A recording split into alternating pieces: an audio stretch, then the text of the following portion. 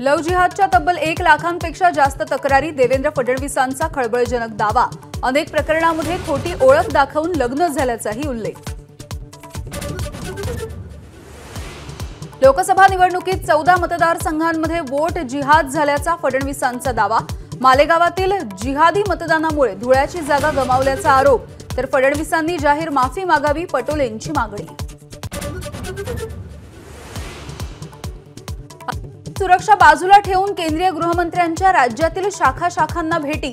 संजय राऊतांची शहांच्या दौऱ्यावरून टीका। अमित शहांना मणिपूर काश्मीरला जाण्याचाही राऊतांचा सल्ला। शिवसेना शिंदे गटाचा दसरा मेळावा बीकेसीच्या मैदानावर होणार। मेळाव्यासाठी तब्बल 40,000 शिवसैनिकांची आसन व्यवस्था, तर एकनाथ शिंदेंच्या उपस्थितीमध्ये तिसरा दसरा मेळावा। दसऱ्याच्या दरम्यान महाविकास आघाडीचं जागा वाटप जाहीर होणार, सूत्रांची माहिती। जागा वाटपाच्या संदर्भात महाविकास आघाडीची मुंबईमध्ये बैठकीला सुरुवात।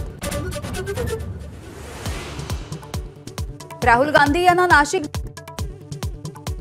सरकारांवरील आक्षेपार्ह वक्तव्याच्या विरोधात निर्भया फाउंडेशनची याचिका।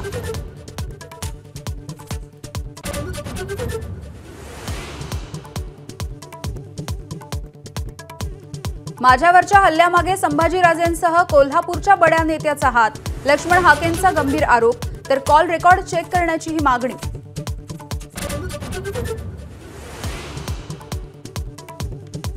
टीम इंडियाने दिमाखात कानपूर कसोटी जिंकत 2-0 ने मालिका घातली खिशात। यशस्वी जयस्वालचं दुसऱ्या डावातही धमाकेदार अर्धशतक।